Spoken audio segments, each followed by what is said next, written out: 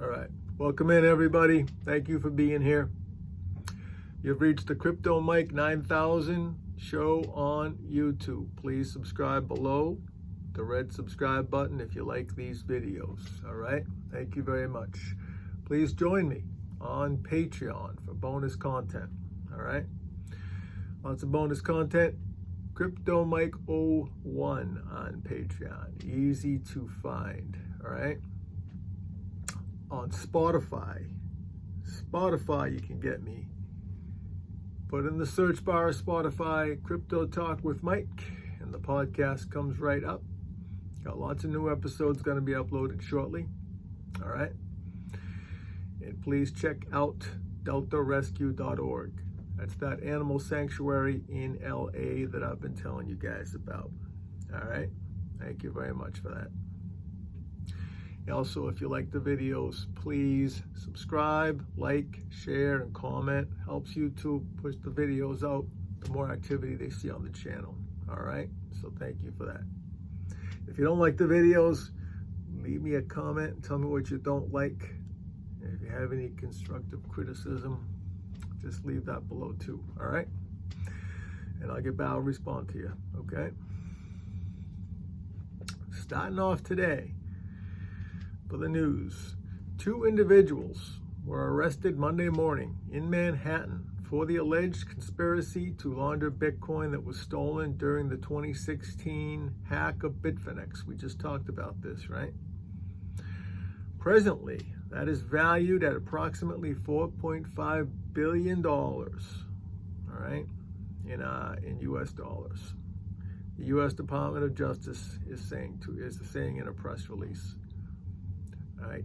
Bitcoin kept correcting its gains following the news, while Bitfinex's Leo token skyrocketed. All right, that's Monday morning. According to the Department of Justice, thus far, law enforcement has seized over $3.6 billion of the Bitcoin linked to that hack, previous to today's arrest. Next, hacker groups and traditional resistance movements in Ukraine, hearing a lot about Ukraine lately, right, are increasingly using crypto assets as a way to fund their activities and bypass traditional financial service providers. Donations to groups involved in the conflict with Russia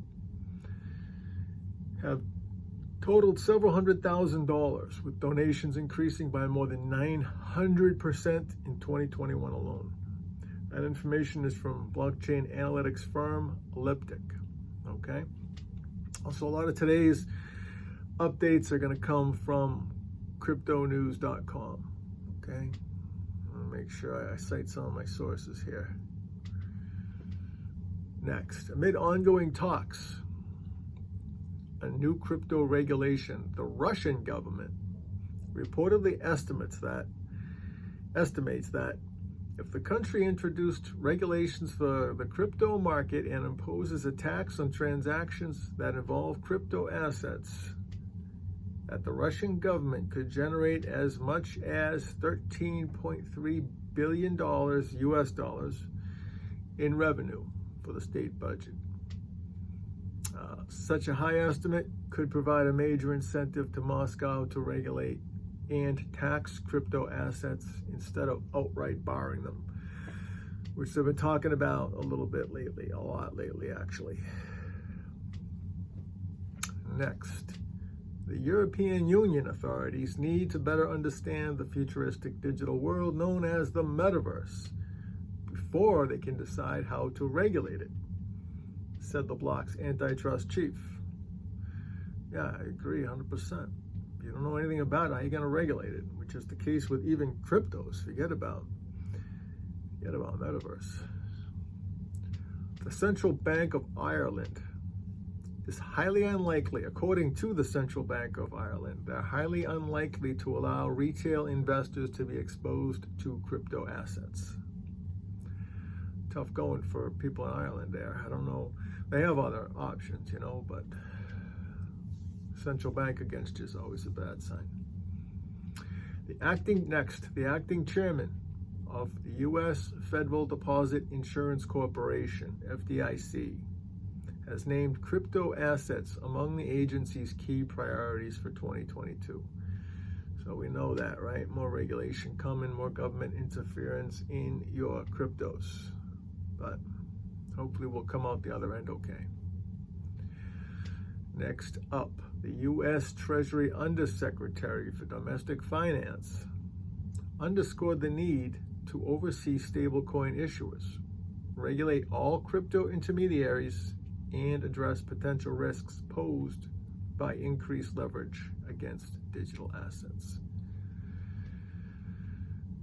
Again, more regulation coming. Just be ready, that's all. Unless you plan accordingly, we should be okay. You know, we knew this was coming, right? Crypto startup Alchemy Insights raised $200 million in US dollars in a round of financing led by Lightspeed and Silver Lake. That's some good news. More money flowing into the space, crypto asset space. Polygon Matic's native stablecoin protocol, GuiDAO, faced an exploit on its superfluid vesting contract. The attacker reportedly took $20 million worth, US dollars worth. And the protocol is offering a USD $1 million security bounty for the hacker in return for the funds. Google Cloud is adding virtual machine threat detection, VMTD, which will help detect threats, including malware that mines crypto. Okay. I always have to have Google involved in everything, I think. Tokens.com announced that its subsidiary, Metaverse Group, has acquired 3 new strategic parcels in the Metaverse project, Decentraland. More Metaverse news. The Sandbox has strategically partnered with gaming giant Ubisoft. Okay. I don't edit these, I review my notes, then I come and talk. With gaming giant Ubisoft. I know who they are, I should be able to say their name right? Cash App has said that Lightning Network can now be used to transfer Bitcoin through its app. So that's some good news. Next up, 4 researchers published a paper titled "The Future of Payments is Not Stable Coins." They argue that stablecoins aren't the best way of transferring money if distributed ledger technology becomes integrated into traditional finance. They're probably right about that. Indian crypto exchange Coin DCX announced that it now has more than 10 million users. That's good news, because you've heard so much FUD about India going to ban the Bitcoin, going to let them have the Bitcoin. Gray area, walking the rope in between. So it's good news. That's good news. Next, crypto exchange Bybit announced a partnership with digital assets institution Capital, CABITAL, which will enable its users to buy crypto using the Euro and GBP. More good news. All right. Thanks to everyone for joining me, and thanks again also for putting up with me with my, I put out that Tom Brady video. I couldn't help it. I had to do it. Got a lot of response. Thanks to everyone for the responses. A lot of the crypto people got involved in that one too, so thank you very much for getting involved and taking part. Pretty well received video. Limit those as much as I can. I'm not going to promise you completely. If I'm going to be making more videos that are off topic, that are not on topic of Bitcoin and other cryptos, I will start a new channel, put them over there, all right? In the meantime, I don't want to do that. I just want to drop one in once in a while and put it out through here. If it's a problem, let me know. I can start up a new channel and post them over there, all right? Please join me on Patreon, Crypto Mike 01. On Spotify, it's Crypto Talk with Mike. All right, and please visit deltarescue.org, the animal sanctuary. All right, even if you can't donate right now, check out the site. Lots of good information, lots of interesting videos and documentaries up there. So check out deltarescue.org. All right, thanks everyone.